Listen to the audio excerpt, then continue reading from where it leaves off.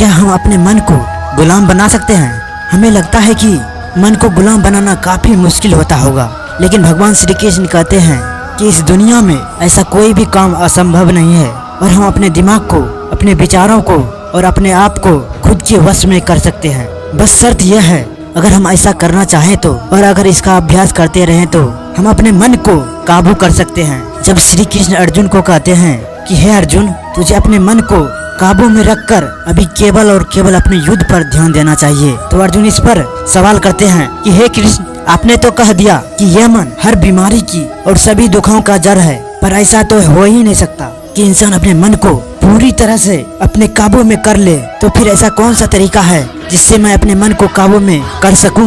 तो भगवान श्री कृष्ण जवाब में कहते हैं कि इस दुनिया में ऐसा कोई काम नहीं है जिसको इंसान नहीं कर सकता। असंभव कुछ भी नहीं होता, प्रयास से हर काम को सफल बनाया जा सकता है। अगर कोई किसी पहाड़ पर विजय प्राप्त करना चाहता है और अगर वो ऐसा एक बार में नहीं कर पाता तो उसको अपनी कोशिश जारी रखनी चाहिए, रोकनी नहीं चाहिए। अगर आप फेल हो रहे हैं किसी काम को करने में और अगर आपको उसमें पास होना है, आपको अपने फेल होने की डर को भगाना चाहिए। एक महान इंसान ने कहा है, केवल इस बात से मतलब रखना चाहिए कि अगर मुझे पहाड़ पर चढ़ना है ना, तो मुझे बस चढ़ना है। आपको इस बात से मतलब नहीं रखना है कि आपको 10 बार प्रैक्टिस करनी पड़ेगी या 100 बार या 1000 बार चांस आपको लेना पड़ेगा। आपको चढ़ना है तो मतलब चढ़ना है, और जब आप प्रैक्टिस करेंगे तो ये मन का जो विचारों वाला पहाड़ है ना, तो उसको भी आप काबू कर ही लेंगे। श्री कृष्ण कहते हैं कि अभ्यास से सब संभव है। अब चाहे वो काम को करना हो या फिर मन को काबू में रखना हो,